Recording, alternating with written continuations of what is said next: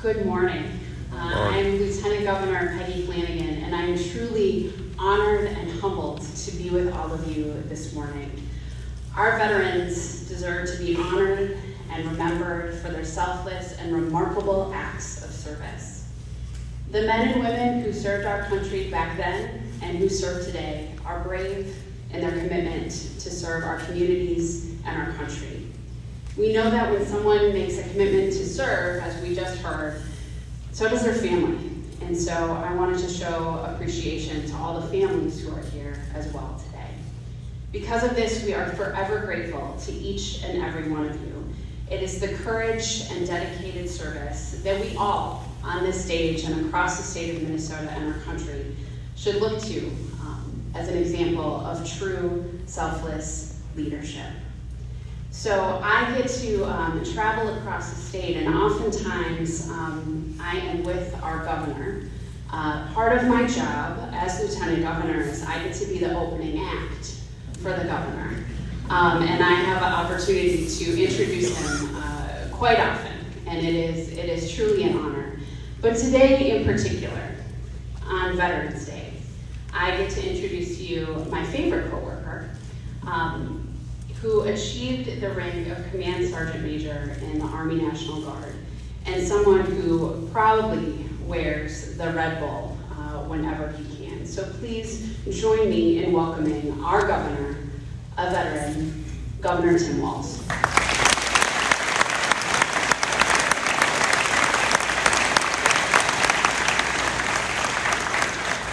Good morning, everyone, and good morning, Minnesota. Lieutenant Governor Flanagan, thank you for the kind introduction. Todd, I think it should be noted, I had the privilege of serving for 12 years on the House Veterans Affairs Committee of the United States Congress, and I can assure every one of you here, veterans had no stronger voice of credibility and passion than Todd, so thank you for that.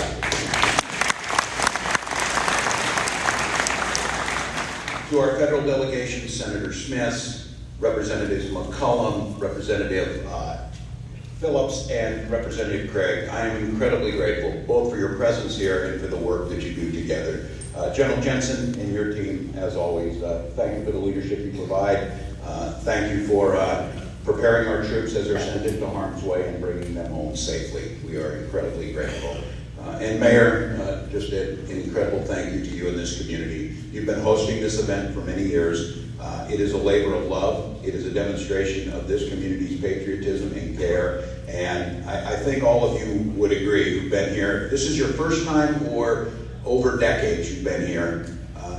You leave here feeling that sense of unity that we all know that comes with sharing service. You leave here knowing that this is a room that no matter what's swirling outside, internationally or domestically, things feel right in this space, so I am grateful. I'd like to take a point of personal privilege for just 1 second and thank a Army veteran who's here, someone who served in the United States Army and then had a career serving the state in the Minnesota State Patrol. He had the duty, I hope it was a privilege, but a duty of serving 4 governors on their detail. And today is Minnesota State Trooper Pat Gibbs' final day, and I want to say thank you to him.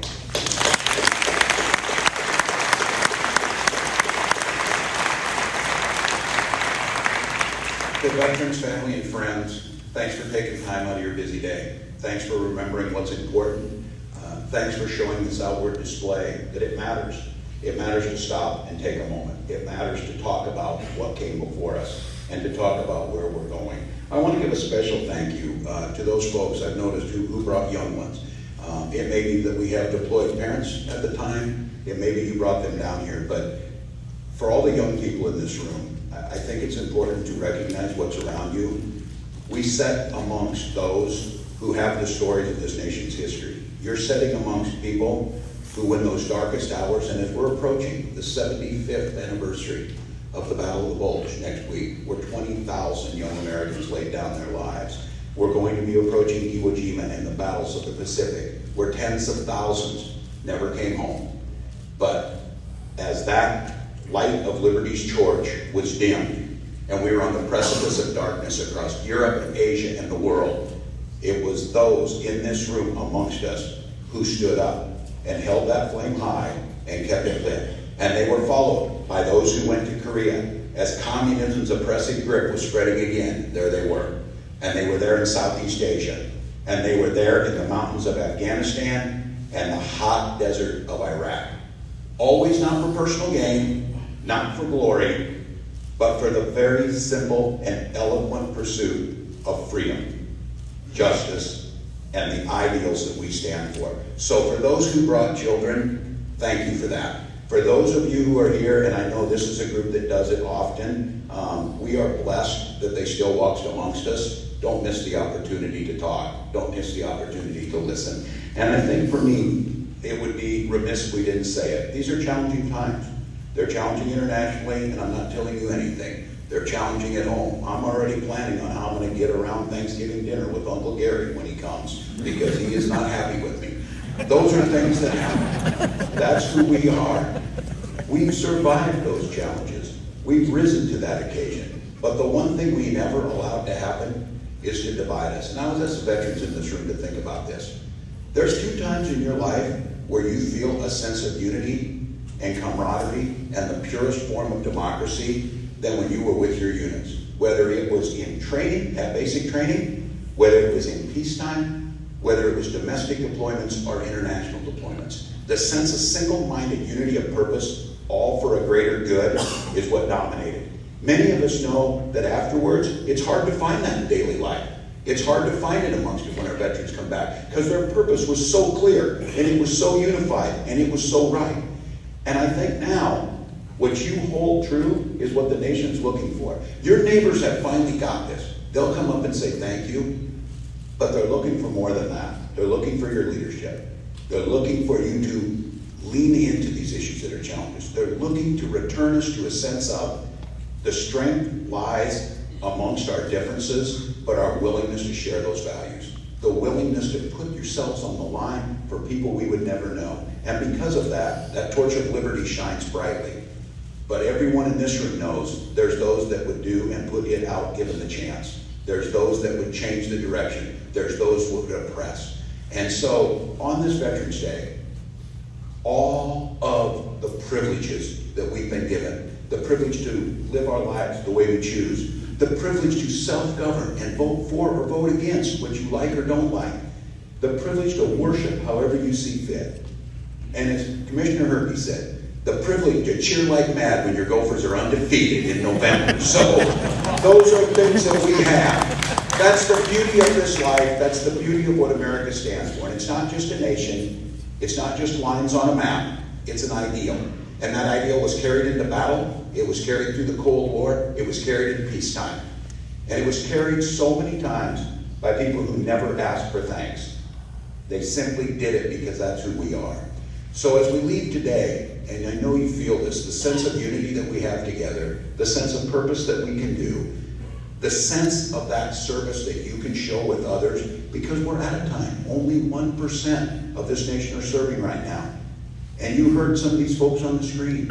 We're going to deploy 1,000 of our Minnesota sisters and brothers, and they will not be here during the holidays. They will not be singing on Christmas Eve. They will not be there when birthdays or when summer comes. They will be serving in the Middle East to preserve peace, dignity, and freedom across the world. And so when we think about our responsibility in that, lift up our neighbors now who are wondering, is this the way it's always been? Are we always going to be arguing? Can I never go to Thanksgiving dinner again? The answer is certainly we can. We've been through darker times. We've been through times that have challenged us. But the one thing we've never allowed to happen, we've never allowed, outside or inside, people divide us around our common American core values. And our veterans signify that. Our veterans embody that. So thank you for being here. Mayor, once again, thanks to this great community.